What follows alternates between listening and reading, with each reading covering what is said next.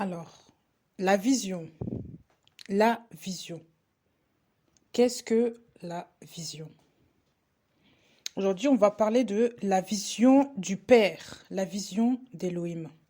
Et c'est important que nous puissions avoir connaissance de ce que c'est que la vision pour savoir où est-ce que nous marchons et pour savoir qu'est-ce que Dieu veut nous transmettre en fait. C'est très important de comprendre quelle est la vision du Père. Donc, on va voir déjà les définitions simples. Donc, qu'est-ce que la vision? Donc, je me suis documentée j'ai fait beaucoup de recherches sur la vision concernant la parole, mais on va voir d'abord des traductions selon ce que le monde nous dit.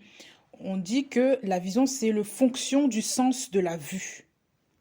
C'est sa fonction. Ça veut dire ce à quoi il sert, c'est de voir.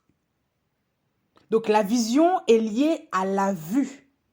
Pour ceux qui n'ont pas compris ça, la vision, c'est lié à la vue. C'est la fonction du sens de la vue. Donc on parle de vision, visium, orasis, oculus, imagino. Donc voilà, perception imaginaire, rêve, perception imaginaire. Ça, c'est selon le dico latin. Donc ça, c'est selon ce que les traductions de ce monde nous disent. On va voir aussi, ils disent aussi, aspectus. Aspectus, on parle d'aspect. Ça vient du mot aspect, de regard, de vue. Manière dont une personne, une chose s'offre à la vue. Action de regarder. Voilà. On parle de regarder, donc c'est le verbe. Tout ça, ça vient du verbe voir. Voilà. Donc le verbe voir, voilà, ça provient de l'organe, l'œil. Donc voilà. Donc, voir, percevoir les images des objets par le sens de la vue. Être spectateur, témoin de quelque chose, c'est aussi exhibé, présenté par l'organe de la vue. Ça veut dire que l'organe de la vue, quand l'œil voit quelque chose, il comprend, il reçoit une information. Il reçoit une information grâce au sens de la vue. Et comment est-ce qu'on peut voir? Eh bien, c'est grâce aussi à la lumière. Donc, la bonne vision, c'est la bonne vision en fait, quand vous voyez correctement, vous voyez de manière claire. La clarté, c'est la lumière. On sait tous que la lumière, c'est la parole, la véritable lumière, parce qu'il y a des fausses lumières aussi, que le diable invente, que le diable crée pour vouloir persuader les enfants de Dieu, mais la véritable lumière, c'est Christ lui-même. C'est lui la véritable lumière. Ah oui. Sur une route, si vous ne mettez pas vos feux de route la nuit, ben c'est le danger, c'est la mort. Tandis que si vous avez la lumière, vous conservez votre vie. Parce que votre œil voit la lumière, ce qui vous permet de recevoir les informations pour bien conduire et pour demeurer en vie. Donc la vision, c'est aussi la vie. Voilà. On va parler aujourd'hui de manière spirituelle et non pas de manière physique. Mais il faut bien comprendre que déjà, il faut déjà s'imprimer déjà de ce qu'on dit. S'imprimer d'abord de ce qu'est la vision, au sens du terme. Parce qu'il y a des gens qui disent vision, oui, on parle objectif directement. Oui, mais vision d'abord, c'est quoi? C'est l'action de voir. C'est une perception spirituelle, une perception de l'esprit aussi. Donc, au sens spirituel des choses. C'est la manière dont l'esprit voit les choses, il perçoit les choses. Donc, pour appuyer la vision, parler de la vision, on va se référer à Genèse 3, versets 2 à 7. La femme dit au serpent, « Nous mangeons du fruit des arbres du jardin, mais quant au fruit de l'arbre qui est au milieu du jardin, Elohim a dit, vous n'en mangerez pas, vous n'y toucherez pas, de peur que vous ne mouriez. » Le serpent dit à la femme, « Vous ne mourrez pas, vous ne mourrez pas, mais Elohim sait que le jour où vous en mangerez, vos yeux seront ouverts et vous deviendrez comme Elohim, connaissant ce qui est bon ou mauvais. La femme vit que l'arbre était bon pour la nourriture, qu'il était appétissant pour les yeux et que l'arbre était désirable pour prospérer. Elle prit de son fruit et en mangea. Elle en donna aussi à son homme qui était avec elle et il en mangea. Les yeux de tous les deux s'ouvrirent et ils surent qu'ils étaient nus. Ils cousirent ensemble des feuilles de figuier pour se faire des ceintures.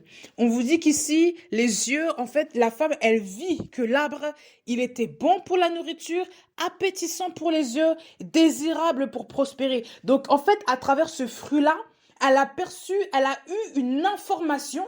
Elle s'est dit, la vision, c'est quoi? La vision, c'est que c'est appétissant pour les yeux, c'est désirable pour prospérer. Désirable pour prospérer. Donc, en voyant ce fruit, elle a eu toute cette perception-là. Elle a eu toute cette perception. Le fruit, c'est aussi l'acte, c'est aussi la conséquence. Donc, à travers tout ça, toute œuvre, l'œuvre qu'elle a mangée, le fruit qui est l'œuvre qui est l'œuvre de l'arbre, hein, à travers l'œuvre qu'elle a mangée, elle a perçu que c'était appétissant pour les yeux. Donc, c'était beau à voir. Il était bon pour la nourriture, donc c'était bien tête charnue. Donc voilà, et désirable pour prospérer. Donc ce fruit-là était forcément beau à voir. Il était forcément beau, il paraissait bon. Et on voyait la prospérité à travers ce fruit. À travers cette œuvre-là, on voyait les choses de ce monde. Parce qu'elle a mangé le fruit de l'arbre qui était déconseillé de manger, qui était véritablement interdit, prohibé de manger. Que Dieu avait dit à Adam, tu ne manges pas ce fruit-là. Mais elle, en regardant ce fruit-là, elle a vu tout ça. Donc déjà, elle a été séduite par l'apparence de ce fruit. Mais l'intérieur, ce qu'il allait produire en eux était la mort. On va le voir tout de suite après. J'essaie ici déjà d'amorcer déjà cela, la vision. La vision charnelle, la vision de l'homme conduisait à ce que tout soit beau, bon, mais la fin de cela était la mort. Parce que Dieu avait dit à Adam que si tu manges de ce fruit-là, tu mourras, tu mourras. Donc il faut bien saisir déjà la pensée, déjà que à travers ce que le fruit comment dire que à travers le fruit de l'arbre de la connaissance du bien et du mal, la fin c'était la mort. La perception était bonne, mais la fin était la mort, tout comme Sodome et Gomorrhe. Le monde vous présente toujours des belles choses. Le monde vous présente des bonnes choses qui, selon la chair, c'est bon. On vous montre des belles choses, on vous montre, je ne sais pas quoi, des états tellement capitalistes avec des grandes maisons, des grandes villas, tout ce que vous voulez. On vous montre toutes ces choses-là et on vous dit que ça c'est bon et qu'il faut, il faut vivre dans ce monde comme les gens de ce monde pour pouvoir prospérer selon ce monde. On vous montre toutes sortes de bonnes choses, toutes sortes de délices mondains. Satan fait ça. Il montre ça à Ève, il dit, mais regarde, tu mourras pas, tu mourras pas. Mais Elohim, c'est ça. Si tu manges ça, tu deviendras comme lui. Il veut séduire, attirer la femme, l'appâter pour qu'elle puisse consommer un fruit et qu'elle puisse mourir avec son mari. Et conséquence de l'écoute aussi du serpent. Elle s'est affiliée d'amitié avec le serpent. Et ainsi, il a réussi à la séduire, à la capturer. Attention encore une fois aux mauvaises compagnies. Parce que les gens que vous prêtez l'oreille, les gens que vous écoutez, les gens que vous entendez en permanence vont finir par vous séduire et vous emmener là où vous ne devez pas aller, sur la voie de la mort. Vous qui écoutez ce message-là, repentez-vous de vos mauvaises compagnies. Éloignez-vous des gens de mauvaise vie, de mauvaise compagnie qui va toujours vous attirer à eux. Parce qu'il y a des gens qui ne sont pas de Dieu. Ils sont ennemis de Dieu. Et pour vous avoir, Satan va les utiliser contre vous pour les tirer en arrière. Pour vous tirer en arrière. Parce qu'il sait déjà que la mort, il faut qu'on la touche. Donc ces gens-là qui ont des mauvaises vies, ces gens-là qui ont des vies approximatives, ces gens-là qui ont des vies de mélange de chaud et de froid, ce ne sont pas des gens de bonne vie. Ils ont déjà consommé le fruit de l'arbre de la connaissance du bien et du mal qui est le péché. Ils sont déjà amorcés dans le monde. Vous voyez des gens qui sont toujours là, empêtrés dans les choses de ce monde. Ils aiment tellement la vie de ce monde. Ils aiment les boîtes de nuit, ils aiment le luxe, ils aiment toujours sortir, sortir. Mais il n'y a aucune vie de piété. Ils ne se préservent pas pour Christ. Leur corps n'est pas sanctifié. Ils font toutes sortes d'œuvres charnelles et impies. Ils ne se sanctifient pas. Ils ne cherchent même pas à faire l'œuvre du Père.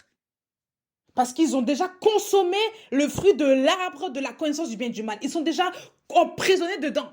Ils ne savent pas que la fin, l'issue de cela, c'est la mort. Les yeux apportent la connaissance selon la parole. La vision des premiers hommes, après avoir mangé le fruit de l'arbre de la connaissance du bien et du mal, leur a donné la connaissance du monde. Et ils ont ainsi perdu la vision divine. Ils ont perdu la vision divine. Et comment on va voir qu'ils ont perdu la vision divine? Et parce qu'après, ils surent qu'ils étaient nus. On vous dit quoi ici? On vous dit que elle en donna aussi à son homme qui était avec elle. Il en mangea. Les yeux de tous les deux s'ouvrirent et ils surent qu'ils étaient nus. Au verset 25 de Genèse 2. Ils étaient... non, excusez-moi. Au verset 7. Genèse 3, verset 7. Les yeux de tous les deux s'ouvrirent et ils surent qu'ils étaient nus. Donc, à la base, quand ils n'avaient pas consommé le fruit du péché, leurs yeux étaient fermés. Mais là, ils ont ouvert. Il y a un accès qui a été ouvert. Que le diable a réussi à entrer. Il a ouvert la porte. Il a ouvert une porte. Il a ouvert leurs yeux. Et ainsi, ils surent qu'ils étaient nus. Donc, après que leurs yeux soient ouverts, ils surent qu'ils étaient nus. Ils surent qu'ils étaient dans le péché. Et on va le voir que le péché, ça attire la honte. Voilà, c'est pour ça que les gens n'aiment pas qu'on dénonce leur péché. Parce qu'ils n'aiment pas se voir dans la honte. Ils savent que c'est péché, mais ils ne veulent pas. Pourquoi est-ce que les meurtriers sont en fuite? Pourquoi est-ce que les voleurs fuient? Pourquoi est-ce que les voleurs comment dire, ils se cagoulent, ils se mettent en noir? Pour pas qu'on les voit, parce qu'ils savent que c'est honteux qu'on les voit. Donc pour paraître autrement, voilà, il faut qu'on se déguise. Les voleurs, ils sont comme ça. Les cambrioleurs, même chose. Ils n'agissent que la nuit. Les meurtriers, quand ils ne tuent pas en plein air. Ils tuent en faisant les choses en cachette. On ne sait pas. Même les présidents, il y a certains présidents qui tuent les gens, mais Dieu les jugera. Parce qu'aujourd'hui, il y a beaucoup de choses qui sont révélées que les gens ils ne croient pas, ils ne savent pas. Mais ce sont aussi des meurtriers. Voilà. Il y a beaucoup de présidents qui sont des meurtriers. Ils font des trucs, ils mettent tous des projets en place pour tuer d'autres présidents, d'autres chefs d'État. Et voilà. Ce sont aussi des meurtriers. Et à la fin, Dieu les jugera. Dieu va exposer leurs œuvres là. On verra ce qui se passe là. Parce qu'il y en a beaucoup qui font le mal, mais on ne dit rien et les gens ne savent pas non plus. Mais Dieu, lui, sait toutes choses. Il sait que les hommes ils ont des mauvais cœurs. Ceux qui sont dans le péché ont des mauvais cœurs. Tout comme Jézabel a créé un piège pour attirer Naboth et le tuer, et bien il y a aussi des meurtriers comme ça. Ils ne tuent pas la personne directement parce qu'ils savent que s'ils le font, on va déjà les attraper. Donc, ils mettent ils orchestrent des choses pour attraper quelqu'un, le piéger et le tuer. Ce sont aussi des meurtriers. Ils ne sont pas différents des meurtriers, ceux qui tuent directement les gens. Ils ne sont pas différents. Parce que déjà, l'origine, c'est quoi? C'est la mort de l'autre. Donc, la connaissance... Comment dire, le fait de manger le fruit, ça t'apporte une connaissance. Ça t'apporte une connaissance. Et ici, le fruit défendu a apporté la connaissance sur leur état. Que comme ils ont mangé ça, ils se sont retrouvés dans le péché. On vous dit qu'ils surent qu'ils étaient nus. Ils cousirent ensemble des feuilles de figuier pour se faire des ceintures. Or, on va voir ici, toujours, voilà, dans le chapitre de Genèse 2, verset 25, que l'homme et la femme étaient tous les deux nus et qu'ils n'en avaient pas honte. Ça veut dire que leur nudité n'était pas un problème. Le problème n'était pas la nudité. Le problème était de consommer le mauvais fruit. Ben oui, la mauvaise perception des choses. Leur perception, leur vision était changée. Au départ, ils avaient la vision de Dieu. Ils avaient la paix sur eux-mêmes. Ils n'étaient pas troublés par le fait d'être nus. Ils avaient la paix. Parce qu'ils étaient dans le plan du Seigneur. Ils étaient dans la vision du Père. Ils connaissaient les principes d'Élohim d'abord. D'abord. Ils avaient gardé les principes d'Élohim jusqu'à ce que le tentateur arrive. Et la femme n'a pas tenu. Et elle a parlé avec le tentateur. Et elle s'est fait séduire. Et a donné aussi à son mari qui s'est laissé aller. Et à ce moment-là, la perception a changé. On va parler là de la vision de manière approfondie pour que vous compreniez aussi qui vous êtes et où est-ce que vous mettez les pieds. Parce que beaucoup ne savent pas s'ils marchent réellement avec le Seigneur ou pas. Mais à travers cet enseignement-là, on va comprendre. On va comprendre. La perte de la vision du Seigneur, c'est aussi la perte du vêtement. Parce que quand ils se sont vus, après avoir péché, ils se sont vus nus, ils cousirent directement quelque chose pour se cacher. Parce qu'ils avaient honte l'un de l'autre. Qui leur avait appris qu'ils étaient nus? Qui leur avait appris qu'est-ce que c'était la nudité?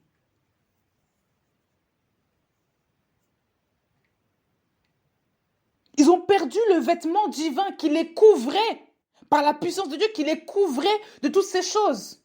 La connaissance superficielle de ce monde n'apporte pas, c'est la connaissance de Dieu qui est la plus importante. Dieu voulait faire comprendre ici qu'il ne fallait pas consommer notre péché pour ne pas être double.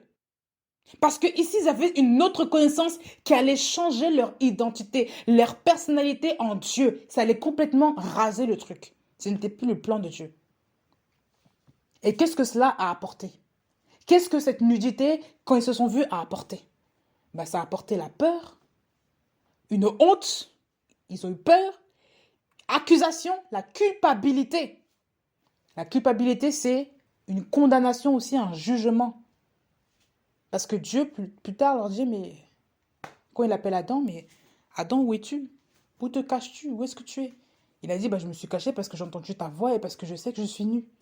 Mais attends, mais qui t'a appris que tu es nu? Hein? Qui t'a appris que tu es nu? C'est triste. On va le voir là. Yahweh appela Adam et lui dit, où es-tu? Il dit, j'ai entendu ta voix dans le jardin, j'ai eu peur parce que je suis nu et je me suis caché. Donc, lorsque Dieu, quand nous tombons dans le péché, quand nous consommons le péché, et lorsque Dieu vient nous voir, eh bien, automatiquement, nous qui étions dans la crainte, on tombe dans quoi? On a peur. Parce qu'on sait qu'on n'est pas habillé, qu'on a consommé le mauvais fruit et on se cache. Donc la peur et le fait de se cacher. Regardez même la vie des fugitifs sur cette terre. Vous allez comprendre. Et des gens, tu ne les poursuis pas. Vous voyez pas même dans les films parfois? On voit les policiers qui cherchent quelqu'un. Quelqu'un les voit. Comment dire? Le coupable, une personne qui a fait une bêtise, voit le policier au loin. Il commence à courir et les policiers courent après lui parce qu'ils pensent que, voilà, directement, parce que l'autre a quelque chose à se reprocher. Donc, qu'est-ce que... On prend une image. C'est comme si la police, c'est l'image du père. Et le fugitif, c'est l'image d'Adam. La police cherche quelqu'un. Le fugitif, il voit la police au loin, il court. Il s'évade, il court à toute vitesse. Parce qu'il sait qu'on va l'attraper, on va le juger, on va le sanctionner. Mais comme il ne veut pas, il était caché de loin, voilà, alors que la police... C'est vraiment révélateur. Vous ne voyez pas que le monde même nous enseigne? La police cherche un homme. Et les hommes se cachent, ils ont peur. Voilà pourquoi ils fuient. Sinon, bref, ils ne se cacheraient pas. Mais s'ils fuient, c'est parce qu'ils ont peur.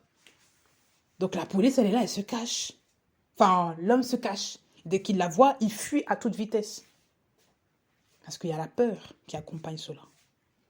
Sinon, on ne fuirait pas. Donc voilà. Donc ceux qui sont dans le péché, ceux qui commettent l'injustice, eh bien, c'est ça. Ce sont des fugitifs. Ce sont des vagabonds.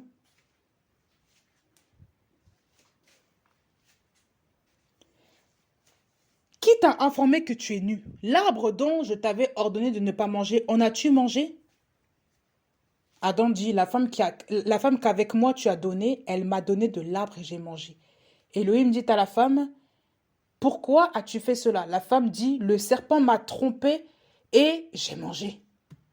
Donc ici, on voit que deux personnes se sont retrouvées prises au piège par les ruses de l'ennemi, par le ruse du serpent. Alors que Dieu avait bien dit, il avait bien ordonné à Adam de ne pas consommer ce fruit-là. Et ils se sont fait avoir. Pourquoi? Parce qu'ils ont prêté oreille à quelqu'un dont il ne fallait pas prêter oreille. Et j'insiste dessus, attention aux mauvaises compagnies. Ici, Ève était en compagnie du serpent. Elle parlait et discutait avec le serpent.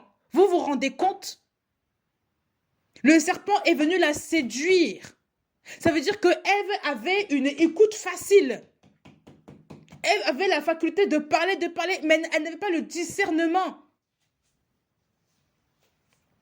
Faites attention à vos compagnies, parce que les gens qui sont avec vous peuvent vous prêter, comment dire, ils peuvent être l'origine de votre future tombe là.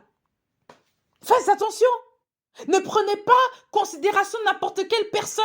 Je parle dans le fait de la compagnie. Je ne dis pas qu'il ne faut pas respecter les gens. Je parle dans la compagnie. Ne prenez pas n'importe quelle compagnie en considération. Il y a des gens qu'il faut savoir dire non. Il y a des gens qui veulent même s'approcher de vous, être en compagnie de vous comme ça. Il faut savoir s'en éloigner de manière franche. Parce qu'il respire le mensonge, il respire la ruse, il respire la mort spirituelle. Vous êtes là, vous marchez avec des gens comme ça. Il faut faire attention, il faut rester stable. Quand Dieu vous dit que les mauvaises compagnies corrompent les bonnes mœurs, c'est pas en vain. Il a mis ça dans sa parole pour vous. Il le sait, parce qu'il sait qu'il y a des gens qui vont vouloir se mélanger avec n'importe qui. Mais ça va vous tuer. Vous ne comprenez pas, ça va altérer ce que vous êtes. Ça va vous tuer.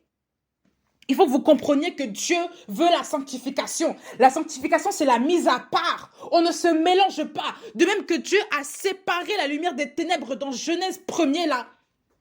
Il ne veut pas non plus que vous vous mélangez non plus avec les enfants de ténèbres alors que vous êtes des enfants de la lumière. Il ne veut pas de ça. Parce qu'il n'y a pas de cohabitation possible. Il n'y en a pas. Ici, elle a écouté le serpent au point de consommer le fruit qui était défendu de manger. Défendu de manger. Dieu avait bien dit à Adam, tu ne manges pas de ça. La femme, elle a vu une partie de la parole, elle a déformé un petit peu, mais quand même, elle savait très bien que Dieu avait dit quelque chose, qu'il ne fallait pas manger ça. Mais elle a déformé les choses. Elle a préféré écouter l'autre. Elle a préféré écouter l'autre. La Bible dit quoi? Que la foi vient de ce que l'on entend. Si tu mets ta foi en Dieu, si tu n'écoutes que Dieu, tu auras ta foi en Dieu. Si tu écoutes le diable, tu mettras ta foi dans le diable. Donc si le diable t'insuffle des paroles, si le diable utilise des gens pour te souffler n'importe quelle parole, dire que ça, c'est ça. Mais écoutez, à un moment donné là,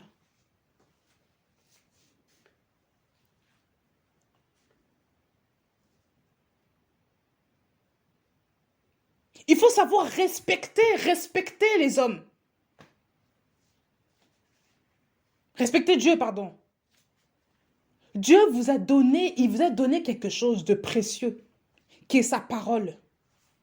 La foi dans sa parole, par rapport à ce que vous entendez. La foi que vous avez vient de ce que vous entendez. Et on entend par le moyen de la parole d'Élohim.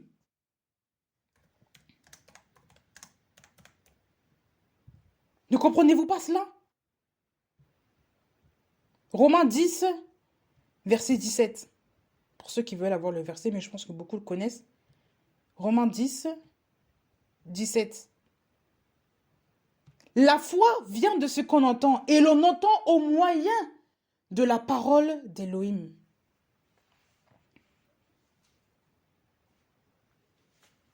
La foi vient de ce qu'on entend. Il y a des gens qui ont la foi, mais pas en Dieu. Ils ont la foi dans Satan. Ils se disent avoir la foi en Dieu, c'est la foi chez Satan, parce qu'ils ne font qu'écouter Satan toute la journée. C'est pas Dieu qu'ils écoutent. Parce qu'on voit leurs œuvres. Et l'on entend au moyen de la parole d'Élohim. La véritable foi, c'est au moyen de la parole d'Élohim. Ce n'était pas au moyen de la parole de Satan. Mais ici, de même que Adam a écouté Elohim, Satan aussi voulait qu'on l'écoute en suivant ses ordonnances. Il a juste imité Dieu, mais dans le sens mauvais. Ça a créé deux choses. La bonne foi, la véritable, et la fausse, qui engendre aujourd'hui tout ce qu'on voit, l'église apostate et tout le mélange qu'on voit, tout le Babylone qu'on voit, tout ça, c'est à cause de ce qui s'est passé. Il y a des gens, ils se disent être croyants, mais ne croient pas au véritable Dieu. Ils croient dans leur idole. Ils ont la foi dans leur idole. Même certaines religions ils disent que non, avoir la foi, il faut croire en Dieu, c'est ça, avoir la foi. Mais c'est quelle foi? C'est quel Dieu là? Parce que si on parle du véritable Elohim, normalement, on est tous disciples de Christ. Mais ceux-là, si c'est pas disciple de Christ, ils croient en quelqu'un d'autre. C'est pas la véritable foi. Donc il y a foi et foi. La vraie foi est en Elohim. La véritable entente que nous devons avoir, elle est basée sur la parole du Seigneur. Elle n'est pas basée sur la parole d'un autre. Il y a des gens qui ne pensent qu'à écouter des niaiseries, des bêtises et qui se disent encore que je suis sur le chemin de la vérité, mais même dans leur œuvre, tu vois bien qu'ils font du n'importe quoi, ils n'écoutent même pas Dieu leur parler parce qu'ils ne connaissent pas Dieu, parce qu'ils n'entendent pas Dieu. Il faut savoir demeurer stable et écouter Dieu. Écouter, l'écoute.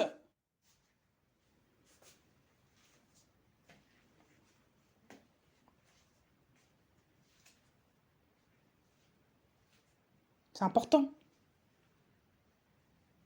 Si mon mari arrive, si mon mari vient, il m'appelle, il me dit, chérie, viens, va dans la cuisine, prends ceci, rapporte-le-moi. Si j'écoute sa voix, je fais ce qu'il me demande. Mais si je n'écoute pas, est-ce que je peux obéir au commandement? Non. Mais si j'ai écouté, je vais dans la cuisine, je prends ce qu'il veut et je lui apporte. Ça, c'est la véritable foi. Dieu te dit, va quelque part, fais ceci et tu iras, crois en moi, fais mes œuvres et tu iras au ciel. Parce que la foi aussi exige la mise en pratique de la parole.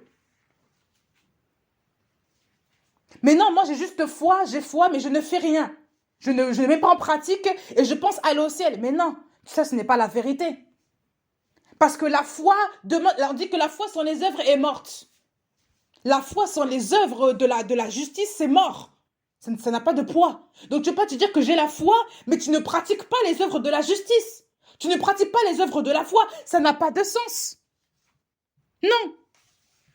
La véritable foi, c'est par rapport à ce que l'on entend. Ici, l'homme n'a pas entendu la voix, il n'est pas resté persistant dans la voix, dans l'écoute du Père. Il a préféré écouter Satan.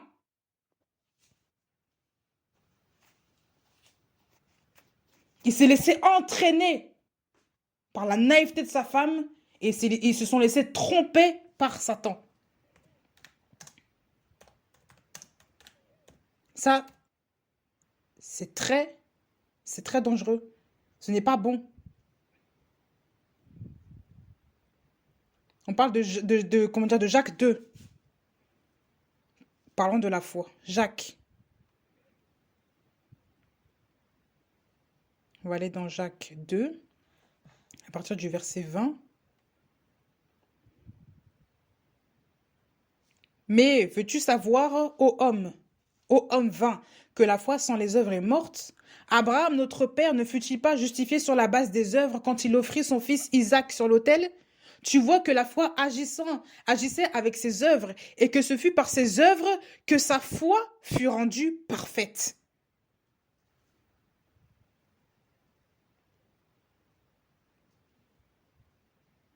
Verset 24, vous voyez donc que l'être humain est justifié par les œuvres et non par la foi seulement.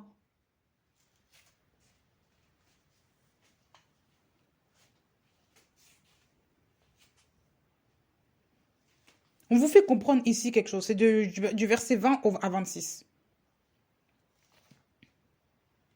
De même aussi, Rahab la prostituée, ne fut-elle pas justifiée par les œuvres lorsqu'elle reçut les messagers et qu'elle les vit partir par un autre chemin? Car comme le corps sans esprit est mort, de même la foi sans les œuvres est morte. Donc le corps et l'esprit sont liés. Donc le corps, c'est les œuvres, la foi, c'est l'esprit. On va dire ça comme ça. Donc comme le corps sans esprit est mort, de même la foi sans les œuvres est morte. Elle ne sert à rien. Si tu n'accomplis pas les œuvres de la justice, les œuvres de la foi, eh ben c'est mort. Elle est morte. On dit que tu as une foi morte. Tu as une foi morte. Ça veut dire qu'il n'y a pas de vie. Il n'y a rien. Tu ne peux pas te dire que moi je crois en Elohim, moi je crois en Jésus-Christ, mais ben, par contre tu continues de boire de l'alcool, tu continues d'aller en boîte de nuit, de faire du tout et du n'importe quoi. Tu continues de mentir aux gens, tu continues de voler les gens. Et tu te dis être chrétien. Tu te dis croire en Elohim. Mais tu fais passer Elohim pour un menteur. Ben oui. Parce que ceux qui sont d'Elohim pratiquent les œuvres de leur père. Mais ceux qui sont de Satan aussi pratiquent les œuvres de Satan. Donc, qu'on ne se moque pas de Dieu. Qu'on ne se moque pas de Dieu. Il faut arrêter de vouloir mentir. Se mentir déjà à soi-même et se persuader qu'on a la vérité alors qu'on demeure dans le mensonge. On respire le mensonge, on vit dans le mensonge. Le père du diable, comment dire, le diable étant le père du mensonge. Il faut arrêter de vouloir se moquer des gens comme ça, là. Il faut arrêter un petit peu. Maintenant, la foi accompagne toujours les œuvres. La foi accompagne toujours les œuvres. Sinon, c'est que réellement, tu n'es pas converti, tu ne sais pas de quoi tu parles. Bah oui. La foi sans les œuvres est morte.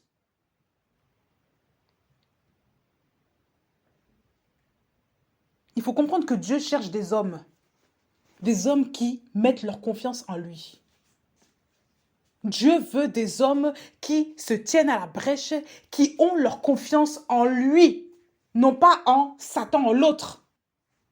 Le monde. Vous êtes attirés par le monde. Beaucoup sont attirés par le monde, ils veulent rester dans le monde. Voilà pourquoi ils n'entendent plus la voix du Père. Parce qu'ils sont déjà attirés vers le fruit défendu. Vous ne comprenez pas? Vous voyez tout ce que ça engendre le péché? Les gens qui sont dans le péché se cachent, ils ont honte, ils ont peur. Quand ils savent qu'il y a un homme de Dieu, ils se cachent parce qu'ils savent ils sentent que c'est la présence de Dieu. Parce que Satan qui vit en eux, n'aime pas la présence de Dieu. Voilà pourquoi il y aura souvent des conflits. Oui, il y aura des conflits. Où il y aura la fuite, on va te fuir. Où il y aura des conflits. Parce que voilà, on a peur. Et les gens qui ont peur souvent se défendent en criant, en hurlant, en créant des scandales. Parce qu'on a peur, on se défend. Regardez par exemple les gens qui ont peur des animaux. Ils crient, ils sont là, toutes sortes de brouhaha, ils sont pas tranquilles. Et ben l'ennemi c'est pareil. Et vous voyez bien, lorsque Jésus-Christ même passait quelque part, quand il arrivait, les démons se manifestaient. Ben oui. Parce que la présence de Dieu ne laisse pas indifférents les gens. Surtout les gens, qui sont possédés là, ça ne laisse pas indifférents les gens. Donc forcément, les gens qui viennent, qui s'approchent de vous, vous qui êtes spirituel, ils vont vous haïr, ils vont faire toutes sortes de choses contre vous, ils vont vous détester à un niveau. Ils vont vous créer des problèmes. Parce que votre personnalité, votre esprit n'est pas compatible au leur.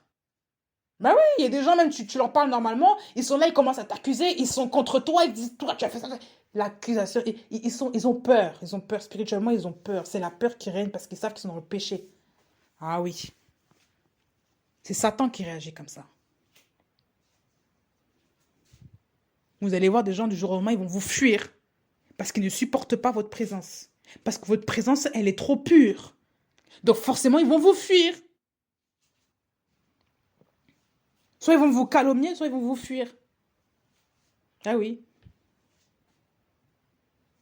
Ils vont toujours vous chercher pour vous, pour vous casser. Ils vont vous épier aussi. Parce qu'ils sont très jaloux. Ah oui. Les gens de toute façon, Satan, depuis l'histoire, est jaloux de Dieu. Il a voulu être semblable à El Elyon. Voilà, c'est ce qui était marqué. Il voulait être semblable à El Elyon. Donc forcément, comme il voulait être comme Dieu et qu'il ne lui arrive pas, il va coller Dieu et pied Dieu pour pouvoir lui ressembler à sa manière. Voilà, parce que son but, lui, c'était d'être comme Dieu. Voilà pourquoi il a imité aussi, il a transmis aussi un commandement à Ève, il a dit que tu peux manger ça, machin, machin, pour que lui aussi, ben voilà, qu'on lui obéisse. Parce qu'il voulait faire comme Dieu. Il voulait être comme Dieu. Et les gens qui vous envient, qui vous épient, qui vous critiquent en permanence, qui veulent copier sur vous, intentionnellement dans le but de vous nuire, ce sont des personnes qui sont très jalouses. D'un côté, on vous admire, mais comme on n'y arrive pas, ben, on devient jaloux, on devient haineux, et ben on commence voilà. Parce que la base, c'est la jalousie. Donc la jalousie, c'est un esprit qui est très, très impur. Et je tiens à le dire. Je ne parle pas de cette jalousie-là, par exemple, que vous avez envers votre mari. Voilà, enfin, envers votre mari. Il faut mesurer les mots. Parce qu'il y a des gens qui vont dire non, on peut être jaloux maintenant. Non, il y a des gens ils sont jaloux démesurément. Je ne parle pas de ça. Cette jalousie-là, quand ton monsieur sort, tu es là, tu cries, tu bêtes un plomb. Oui, tu étais avec qui? Je suis sûre que tu es avec une... Je ne parle pas de ça. Hein? Parce que aussi, quand on voit son mari parler avec une autre femme plus que soi-même, c'est normal qu'on ressente un peu ce sentiment-là. Parce qu'il nous appartient. C'est tout à fait... C'est normal. Ça, c'est l'amour qui fait ça.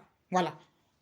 Mais ici, je parle vraiment de cette jalousie-là qui pousse tellement à observer l'autre que tu veux être comme lui et tu veux demeurer comme lui au point que tu veux prendre sa place. C'est de ça que je parle. Cette jalousie-là qu'on voit souvent entre femmes, par exemple. Entre jeunes filles, jeunes femmes, tout ça. Par exemple. Enfin, il y en a aussi chez les hommes, mais sous une autre manière. Mais les femmes, par exemple, elles sont jalouses par rapport à quelque chose. On veut être comme l'autre, mais on n'arrive pas. Donc, on va commencer à casser l'autre. Mais on veut être comme l'autre. Donc, pour être comme l'autre, il faut qu'on le colle. Il faut qu'on soit avec lui tout le temps. Pour pouvoir nous mélanger avec lui, pour pouvoir prendre ce qui lui appartient. Donc, on va tendre des pièges à l'autre pour qu'il soit... pour qu'il tombe je sais pas, dans l'opprobre et pour que nous, on prenne les honneurs. Ben oui. Voilà, c'est quoi la vision de l'ennemi? C'est un esprit qui est très diabolique, qui est très impur.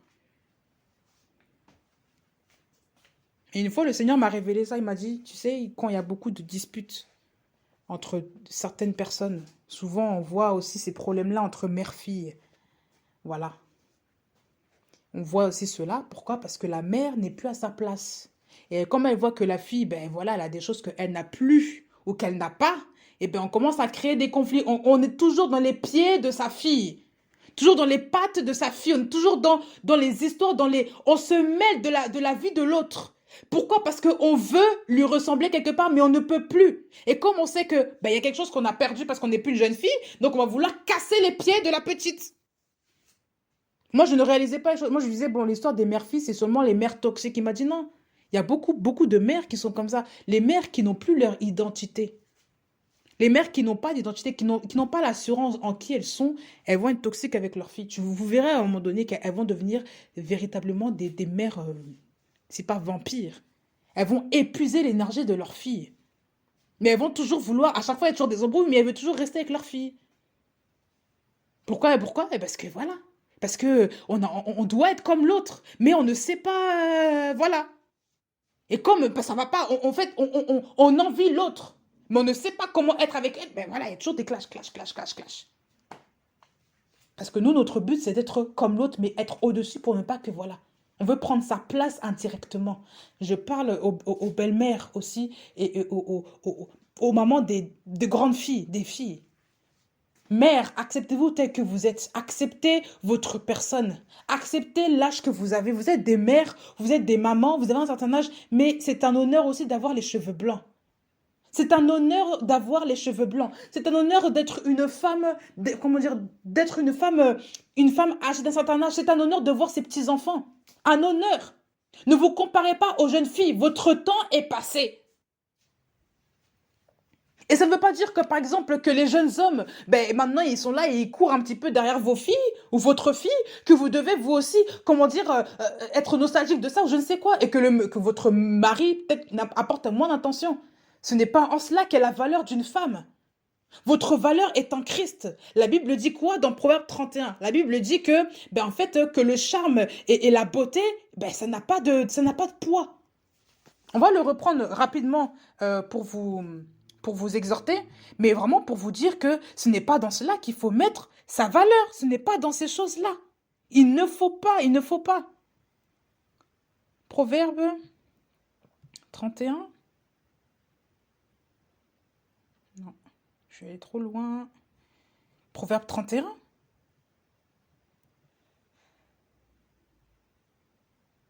La grâce est trompeuse et la beauté vaine. La femme qui craint Yahweh est celle qui sera louée. La louange, c'est pour les femmes qui craignent Dieu. Parce que tu peux être belle, mais être une femme horrible. Tu peux être une vraie Jézabel et tu crois qu'on va te louer? Tu peux être une Dalila, tu crois qu'on va te louer? Hein? Une Athalie, je sais pas. Tu peux être toutes ces femmes-là, tu penses qu'on va te louer? Babylone la grande, là. Hein? Vous croyez qu'on la loue aujourd'hui? Les gens, ils la louent aujourd'hui, mais demain, ils vont voir que c'était l'occasion de la perte. Ben oui, la femme étrangère, toutes ces femmes-là, là. Et on montre toujours des très belles femmes. Attention, c'est pas je pense pas que c'est des femmes qui étaient laides, hein. Ah non, non, non, non, non, quand on voit le cœur souvent de ces femmes-là, ben voilà, il y a l'orgueil derrière. Voilà, parce qu'on a mis elles ont mis leur confiance dans leur beauté. Voilà pourquoi le diable utilise ça. Tu vois, tu es très belle, tu es plus belle que les autres, donc il va l'utiliser pour créer je sais pas quoi. Voilà. La femme qui craint Yahweh est celle qui sera louée. Vous pouvez être moins belle qu'une autre, mais à cause de votre caractère, parce que vous craignez Dieu, votre homme vous louera et votre homme vous sera fidèle, je vous assure. La femme qui est belle et qui a un mauvais caractère, ça n'a pas de prix à côté de vous. Je vous assure, c'est ce que la Bible dit. La Bible est une parole sûre. Donc mettez votre foi dans la parole. On vous dit bien que au verset 30, hein, Proverbe 31, verset 30, la grâce est trompeuse et la beauté vaine. La grâce trompe. On ne sait pas, on pense que voilà, ça trompe. La beauté est vaine. La beauté ne sert à rien. Et pour preuve, les femmes, quand elles vieillissent, ben, la beauté, elle part. C'est pas la beauté que tu avais quand tu avais 21 ans. Elle est partie, la beauté. Quand tu as 70 ans, tu crois que tu as la même beauté que quand tu étais jeune? C'est rare. Il y a des rides, le corps, il change, les cheveux, ça change, la manière de parler, la bouche, tout change. Ne mettez pas votre foi dans votre beauté. Ne mettez pas votre confiance là-dedans. Ce sont des choses qui passent. Et c'est vain. La Bible dit bien que c'est vain. Dieu dit que ça ne sert à rien. Donc, n'allez pas envier des femmes qui sont plus belles que vous. Ça ne sert à rien. Et même si votre mari est parti avec une femme qui est plus belle que vous, sachez que si vous êtes chrétienne, vous avez une valeur qu'elle n'a pas. Et qu'un homme vous aimera parce que vous craignez Dieu. Ce n'est pas grave. Priez pour cet homme-là qui est parti. Il faut prier. Je n'ai pas dit qu'il faut laisser partir. Il faut prier. Mais n'allez pas commencer à vouloir vous transformer je ne sais pas quoi, en Jézabel ou en femme insolente ou maintenant en femme je ne sais quoi, avec tellement de la chirurgie esthétique pour ressembler maintenant à une femme qui vous a devancé avec votre mari. Non, jamais, jamais. Acceptez-vous. C'était une parenthèse pour les femmes. Les femmes surtout âgées. N'enviez pas vos filles. Laissez-les vivre. Parce que souvent, les querelles qu'il y a tout le temps avec les jeunes filles, avec surtout les jeunes mères ou les femmes, c'est souvent parce que la mère est jalouse, la mamie est jalouse. Souvent, oui, il y a des problèmes de caractère, ça, on va le dire avec tout le monde. Mais souvent, c'est parce qu'on ne sait pas être comme l'autre, donc on va vouloir toujours s'infiltrer dans la vie de sa fille, l'appeler tout le temps, tout le temps, tout le temps. Mais en vérité, qu'on gratte un petit peu, c'est la jalousie. Voilà pourquoi on veut toujours ressembler à la fille. Voilà pourquoi ceci. Il y a même des belles-mères, parce qu'elles ne savent pas, parce qu'elles savent que leur fille est très belle. Mais elles n'ont pas, par exemple, elles n'ont pas le corps de leur fille. Mais elles vont toujours vouloir casser, dénigrer leur fille. Ben oui. Par leur corps, ben non, toi tu es trop plate, toi tu es trop ceci, ne te maquille pas trop, ben non, il faut que ceci... On épie les filles constamment parce qu'on veut être comme elles. Mais comme c'est notre fille, on va se permettre de la casser pour lui montrer qu'elle n'est rien par rapport à vous. Mais c'est pas normal. Satan vous a déjà piqué là-dedans, là. Faites-vous délivrer par le Seigneur. Demandez une délivrance par le Saint-Esprit. Demandez que Dieu vous aide. Si vous êtes honnête, demandez que Dieu vous aide. Dieu va vous aider à retrouver votre confiance en vous et non pas une confiance dans votre beauté. Attention à cela. Le syndrome de Blanche-Neige, là, avec la mauvaise sorcière, la vieille sorcière, là, qui voulait son miroir, là, et voilà. Quand on a demandé, vous connaissez pas cette histoire? Je pense qu'il y a beaucoup qui connaissent cette histoire. Quand on était petit, on regardait ça. Miroir, miroir, dis-moi qui est la plus belle. Ben non, il y a une autre femme qui est plus belle que toi. Ah bon? Eh ben voilà, on va commencer à persécuter, on va donner un mauvais fruit à l'autre pour que voilà. Déjà, ils se sont inspirés de la Bible avec l'histoire du fruit, là. Mais encore pire que ça, eh ben voilà, on montre l'image d'une vieille maman, une sorcière avec une jeune fille. Et cette femme-là était obnubilée par son miroir, par sa beauté. Ce n'est pas ça qui fait que vous allez être quelqu'un avec la beauté de ce monde. Ce n'est pas ça. Aimez-vous naturellement. Aimez-vous naturellement. Aimez-vous même dans votre vieillesse. Aimez-vous. Ne commencez pas à créer des problèmes avec vos filles parce que vous avez des problèmes dans votre peau. Vous avez des problèmes d'estime de vous-même. Ne faites pas ça. Vous allez briser des relations inutiles. Je ne parle pas des adolescentes souvent. Souvent même quand les mères ont des problèmes avec les adolescentes, ben, c'est parce que, voilà, souvent, soit bon, la mère elle veut être trop copine avec la fille au point qu'il y a des clashs, ça ne va pas parce que voilà, la mère n'est plus à sa place, mais, ou parce que ben, il y a un problème de caractère, ben, c'est la période aussi. Mais souvent, quand ça grandit, quand la fille devient mère, on veut toujours commencer à casser sa fille parce que quelque part, on sent que eh ben, ce qu'elle a, moi je ne l'ai plus. Ou ce qu'elle a, je ne l'ai jamais eu. Ou la considération parfois qu'elle a de son mari, moi je ne l'ai pas. Donc pour me sentir bien dans ma peau, je vais casser l'autre. Je veux lui faire des problèmes. Mais ce n'est pas comme ça que Dieu veut. Parce que naturellement, quand on aime quelqu'un, on ne crée pas des disputes avec la personne. On évite, on veut les éviter.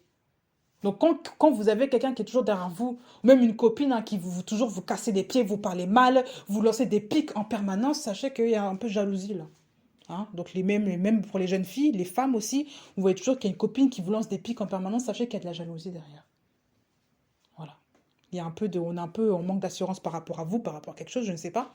Et du coup, on veut toujours vous casser. Ça, ce sont des amitiés qui sont toxiques. Vous allez commencer à être peiné dans votre cœur et le diable fait exprès pour, comment dire, que vous aussi, votre cœur aussi, comment dire, se tourne à la sorcellerie, se tourne à la méchanceté, se tourne à la dépression, à la tristesse et toutes sortes de choses. Se tourne à la méfiance excessive. Voilà, il veut vous détruire. Et remarquez bien que les femmes qui, comment dire, qui sont très, très, très, très, très belles, qui sont excessivement maquillées, qui aiment bien toutes ces choses-là, regardez, grattez un peu, il n'y a pas beaucoup d'amour. Ça, parce qu'on les a rejetées un jour, elles ont perdu quelque chose. C'est pour ça qu'elles veulent absolument se montrer. C'est pour ça aussi qu'on fait tomber des hommes dans le désordre. C'est pour ça qu'on va voler le mari d'autrui et qu'on va briser le couple des autres. C'est pour ça aussi qu'on va casser le couple des gens parce qu'on est mal dans sa peau. Tout ça, ça vient de là. Je ferme cette parenthèse sur les femmes. Je reviendrai un autre jour. Mais il faut vraiment comprendre, les mères, que vous avez une responsabilité envers vous et envers les relations que vous avez avec vos enfants. Ce n'est pas normal qu'une mère s'embrouille toujours avec sa fille. Ce n'est pas normal. Je tiens vraiment à le préciser et à le dire. Cette concurrence-là effrénée que vous avez intérieurement avec vous-même, avec votre fille, il faut arrêter, il faut accepter vos filles telles qu'elles sont. Elles sont plus belles que vous, ce n'est pas grave. On vous dit que la beauté est vaine. Et même c'est une grâce d'avoir une fille qui est plus belle que soi. Ça prouve que vous avez fait, que Dieu vous a donné voilà, une belle princesse et que vous avez fait un beau travail aussi. Parce que vous l'avez gardée quand même 9 mois. Donc c'est pas en vain. Il faut féliciter, il faut dire à vos filles qu'elles sont belles, c'est important. Il ne faut pas commencer à préserver ça, dire que non, il ne faut pas que je lui dise. Non, il faut dire que vos filles sont belles. C'est très, très important.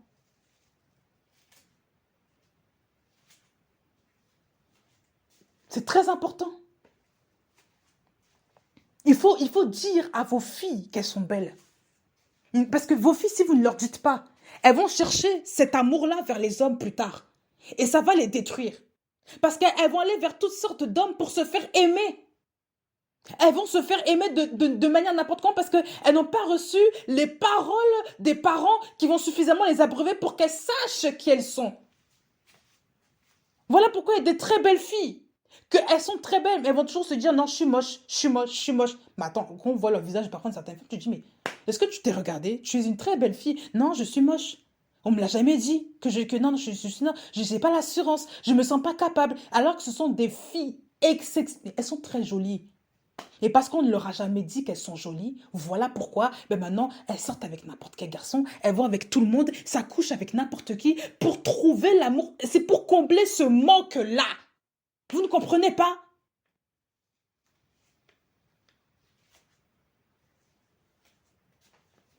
C'est pour ça qu'il faut entretenir, avoir une relation avec le Père. C'est pour ça que Yahweh a cherché Adam pour chaque jour. C'était pour qu'il entretienne une relation avec lui, pour qu'il connaisse son identité. Dieu veut une relation avec vous chaque jour, afin que vous puissiez, comment dire, avoir une identité, avoir l'identité qu'il veut que vous ayez. C'est lui qui donne, c'est lui, déjà il est l'amour, Elohim est amour. C'est lui qui va vous donner l'identité que vous devez avoir. C'est lui qui va vous bâtir dans son amour. C'est lui qui va vous faire demeurer stable aujourd'hui. Ce n'est pas quelqu'un d'autre. Mais si vous entendez toujours même les hommes qui vont dire n'importe quoi, vous n'entendez pas Dieu, c'est normal que vous allez être détruits. On voit des femmes qui ont l'appel du ministère, qui ont l'appel pour faire beaucoup de choses dans le Seigneur, mais elles sont détruites. Elles n'ont pas l'assurance parce qu'elles n'ont pas de relation avec le Père. Elles écoutent plus les hommes qui leur disent que tu n'es pas capable de faire ça, tu ne peux pas faire ça, tu ceci. Alors que Dieu, lui, veut te parler pour que tu sois une femme telle qu'il veut que tu sois demain. C'est très important. Ça se bâtit une identité. Et ça se bâtit dans le Seigneur. Et quand les enfants sont enfants, ça se bâtit auprès des parents. Mais il faut déjà que les parents soient des personnes réformées pour enseigner les enfants selon la parole, pour qu'ils sachent qui ils sont. C'est très important. Vous n'avez pas sorti, je ne sais pas toutes sortes de versets bibliques aux enfants. Quand ils sont petits, il faut leur dire, tu es intelligent. Bravo mon fils, bravo ma fille. Tu es intelligente, tu es belle, tu es trop forte, tu réussiras. Il faut lui parler ainsi. Ben oui. Mais quand vous dites rien, ben les enfants, eux, ils se fient maintenant au jugement des autres parce qu'ils vont entendre la voix des autres. Ah bah t'es nul, t'as pas une bonne note à l'école, t'es nul. T'es moche. Ah bah t'as pas un nez comme moi, t'es moche. T'as des cheveux ainsi. Bah oui, il y a des paroles qui blessent, il y a des paroles qui vexent les gens. Parce que les parents n'ont pas assez abreuvé leurs enfants de dire que non, tu es une très belle fille. Oui. Et remarque, pendant l'esclavage des Noirs, c'était pareil. Les esclaves noirs, pour ne pas que leurs enfants soient vendus en esclaves aux maîtres blancs, eh ben, ils les insultaient pour faire comprendre aux maîtres blancs qu'ils n'étaient pas bien. Pour les garder en fait près d'eux, c'est ça par motif de défense. Il les insultait, tout ça, tout ça, tout ça, tout ça. Donc ça, c'est rentré déjà dans les gènes. Et en grandissant, des générations en génération, les Noirs ont gardé ça. Beaucoup de Noirs ont gardé ça. Voilà pourquoi il y a beaucoup de Noirs aujourd'hui qui victimisent encore leurs enfants, mais ils ne savent pas c'est quoi l'origine. Ils continuent de le faire. Ils continuent de dire à leurs enfants qu'ils ne sont pas beaux, qu'ils sont ceci. Voilà pourquoi aussi les Noirs ont beaucoup de complexes d'infériorité aussi par rapport aux autres. Ils veulent se prendre pour des Blancs, ils veulent se prendre pour des Chinois, ils veulent se prendre pour des Américains, des Arabes ou je ne sais quoi. Ils ne veulent pas accepter leurs origines. Je ne parle pas de s'ouvrir aux autres, je parle de s'accepter. C'est pour ça qu'on se dépeint on se dépeint la peau, c'est pour ça qu'on change nos yeux, on change notre nez, surtout le nez, l'affaire des nez, là, je sais pas, c'est terrible. Mais non, on veut pas, parce que non, j'aime pas, je vais commencer à mettre un maquillage pour avoir un nez plus fin, je vais commencer, voilà, ma bouche, elle est trop pulpeuse, il faut qu'elle soit plus fine, enfin, surtout pas chez les noirs, ça, c'est ça, voilà. Mais non, mais les cheveux, là, les cheveux, il faut que j'ai des cheveux comme une brésilienne, comme une blanche, comme une maghrébine, comme je ne sais quoi, comme une chinoise. Il faut que je ressemble plus à une indienne, il faut que je m'éclaircisse la peau. Le complexe, ça vient de là. Quand on ne se connaît pas, on est très complexé, on veut toujours ressembler aux autres. Quand on n'a pas d'identité, on est très complexé, on veut toujours ressembler aux autres. Quand on n'a pas le nez comme les autres, ben non, on est complexé. Mais non, mais Dieu t'a fait avec un nez parfait. Il sait très bien que le nez qu'il t'a fait, c'est ça qui te va. Il ne faut pas le changer. N'essaie pas de ressembler à quelqu'un d'autre. Et après, il n'y a pas que les Noirs qui ont des complexes. Ça suffit tout le monde, toutes les races. Il faut que vous compreniez ceci, que Dieu n'est pas pour ce déséquilibre-là. Dieu n'avait pas créé ça de base. Dieu n'a pas créé ce... Tout ça, c'est à cause du péché. Tout ça, c'est à cause à l'origine de voir de ce qu'ont fait Adam et Ève. Ils se sont laissés séduire. Et voilà pourquoi ils ont perdu leur identité. Ils se sont venus, ils ont eu honte. Bref, tout ça. Et les gens maintenant ont honte d'eux-mêmes. Ils ont honte de ce qu'ils sont. Ils ont honte de leur visage. Ils ont honte de leur couleur. Ils ont honte de leurs cheveux. Ils ont honte d'eux. Le Seigneur me répétait encore hier, dans la salle de bain, il me disait, n'aie jamais honte de toi. N'aie jamais honte de ce que je fais de toi. N'aie jamais honte de tes cheveux. N'aie jamais honte de ta couleur. N'aie jamais honte de tes origines. N'aie jamais honte de toi. Pas parce que je me complexais. Il me l'a répété naturellement comme ça. N'aie jamais honte. Et c'est ce que je veux transmettre aussi à mes enfants. Je ne veux pas que mes enfants demain commencent à dire que maman, je ne suis pas ceci, je préfère être cela. Voilà, bref, je ne veux pas de ça. Comme moi, par exemple, je n'ai pas connu, culturellement, je ne suis pas liée très très fortement à ma culture parce que mes parents ne me l'ont pas transmise. Il faut le dire, on est né dans un pays dont on n'est pas originaire. On a pris plus la culture de ce pays-là que la culture africaine de là où on vient. Mais moi, aujourd'hui, dans mon sang, j'ai le sang de l'Afrique. Mais mon enfant qui est moitié maghrébin, moitié africain, eh ben, je vais lui dire, enfin, moitié maghrébin, vous avez compris, hein, parce qu'il y en a qui vont dire encore, non, les maghrébins sont pas, non, non, non, non, non. Afrique Nord, Afrique du Sud, Afrique subsaharienne, on va dire ça comme ça. Mon enfant qui a ce métissage-là en lui, parce que c'est pas la même culture, il faut le dire, mais je veux pas demain qu'il se dise que je ne suis seulement que du côté de mon père. Non, je vais lui dire, tu as aussi ce côté-là, seulement que je ne peux pas tout te transmettre parce que je n'ai pas reçu. Mais je veux qu'un jour, il visite son pays d'origine. Je veux qu'un jour, je sais faire un peu les plats de ce pays-là, je veux qu'il mange de ces plats. Je veux qu'il apprécie de ces plats. Oui, c'est tout à fait logique. Mais un enfant qui ne se connaît pas et qui néglige l'autre côté va se dire, oh, moi je suis que du côté de chez papa. Non, c'est faux. Parce que ta mère vient de là-bas. C'est ça tes origines, il faut accepter. Bah oui. Il y a des gens qui ne s'acceptent pas. Bah oui, ils ont honte. Alors que ce n'est pas une honte d'être soi-même.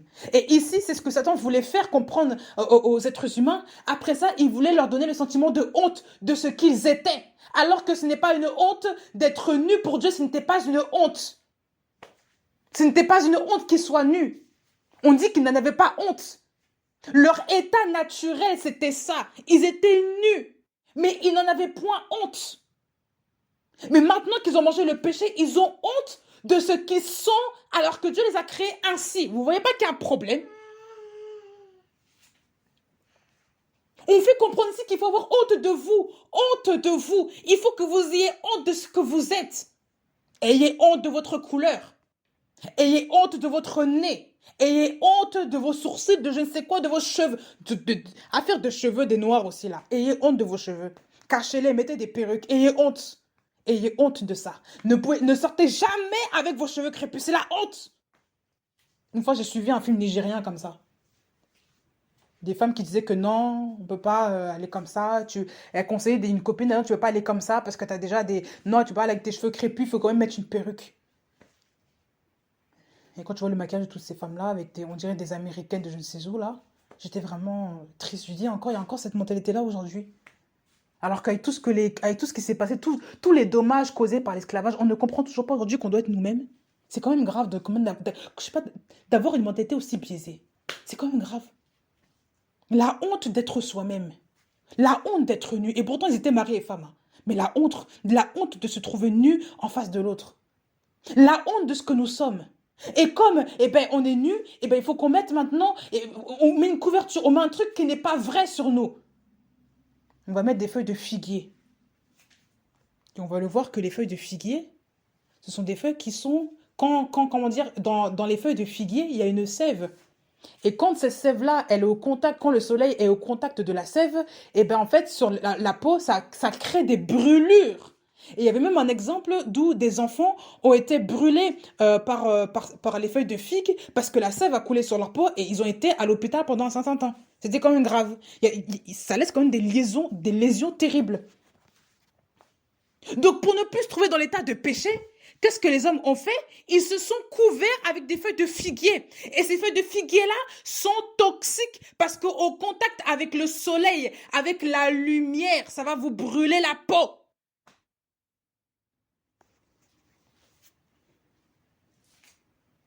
Le soleil, Dieu aussi. Elohim. Ah oui. Parce que quand le soleil paraît, eh bien forcément, voilà, ça consomme les choses. Donc Elohim, Elohim est apparu, forcément, ils se sont cachés.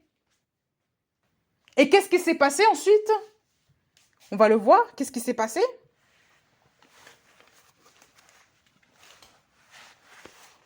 Qu'est-ce qui s'est passé? Qu'est-ce qui s'est passé? Pardon. Donc, Genèse, on va revenir dans Genèse. Yahweh exerce son jugement. Parce qu'il a dit que si tu manges, tu vas mourir.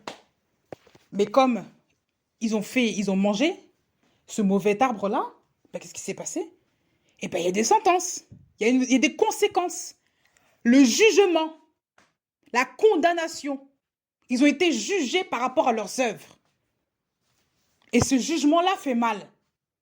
Yahweh Elohim, donc Genèse 3, verset 14, dit au serpent, « Parce que tu as fait cela, tu es maudit parmi toutes bêtes, parmi tout vivant des champs.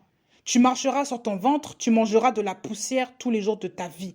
Je mettrai inimitié entre toi et la femme, entre ta postérité et sa postérité, il t'écrasera la tête, tu lui écraseras le talon. » À la femme, il dit, donc tout le monde a une sentence, hein, c'est pas que un, tout le monde. À la femme, il dit, j'augmenterai la douleur de tes grossesses. Tu enfanteras dans la douleur tes enfants. Tes désirs seront vers ton homme, mais lui, il dominera sur toi. À Adam, il dit, parce que tu as écouté la voix de ta femme et que tu as mangé de l'arbre au sujet duquel je t'avais donné cet ordre en disant, tu ne mangeras pas. Le sol est maudit à cause de toi. C'est dans la douleur que tu en mangeras tous les jours de ta vie. Il fera germer pour toi des épines et des chardons et tu mangeras l'herbe des champs. À la sueur de ton visage, tu mangeras du pain jusqu'à ce que tu retournes au sol, car c'est de lui que tu as été pris. Car tu es poussière et tu retourneras poussière. Et la justice de Dieu, Dieu les a ensuite rhabillés. On va voir ça au verset 21. Yahweh Elohim habilla Adam et sa femme avec les tuniques de peau qu'il avait faites. Donc les tuniques de peau, on s'imagine bien que ce sont des peaux d'animaux, des peaux, voilà, de ce qu'il y avait dans la nature. Il les a rhabillés avec des tuniques. Ça, maintenant, c'est la justice de Dieu. Il les a rhabillés pour ne plus qu'on voit leur nudité, pour ne plus qu'on voit leur péché. Il leur a remis une couverture sur eux. Alors que la couverture initiale qu'ils avaient fabriquée eux-mêmes, c'était des figuiers. C'était des figuiers. La justice de l'homme, c'est les figuiers. Voilà. Mais cette justice-là, elle détruit l'homme. Parce qu'au contact de la lumière, ça va cramer. C'est une justice qui engendre la mort. Je vous assure, allez vous renseigner sur les feuilles de figuier.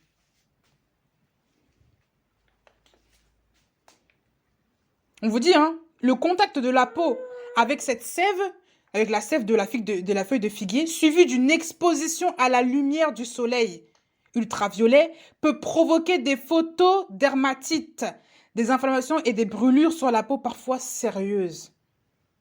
Voilà. Donc quand Christ apparaît, ça brûle. C'est une justice qui crame l'homme. Une justice qui ne tient pas et qui tue l'homme. Une justice qui est corrosive, qui est toxique. Voilà. Donc ici, on voit déjà comment est-ce que les choses ont été procédées. La véritable justice est en Dieu. Le commandement à garder est en Dieu. Je vais m'arrêter là pour une première partie. Je vais continuer dans un second temps en rentrant maintenant. C'était juste pour introduire, en rentrant maintenant dans le vif du sujet avec la vision du Père. Mais il faut comprendre ici que Dieu, ce qu'il veut de nous, c'est que nous écoutions sa parole d'abord. Il ne veut pas que nous écoutions une autre parole. Parce que la foi vient de ce qu'on entend. Nous devons mettre notre foi dans la parole d'Elohim. Et non pas dans la parole des hommes. Donc, il faut faire confiance à Elohim en tout point et en toute chose. Que Dieu vous bénisse, que Dieu vous accompagne. Et dans une prochaine vidéo, nous parlerons de la suite.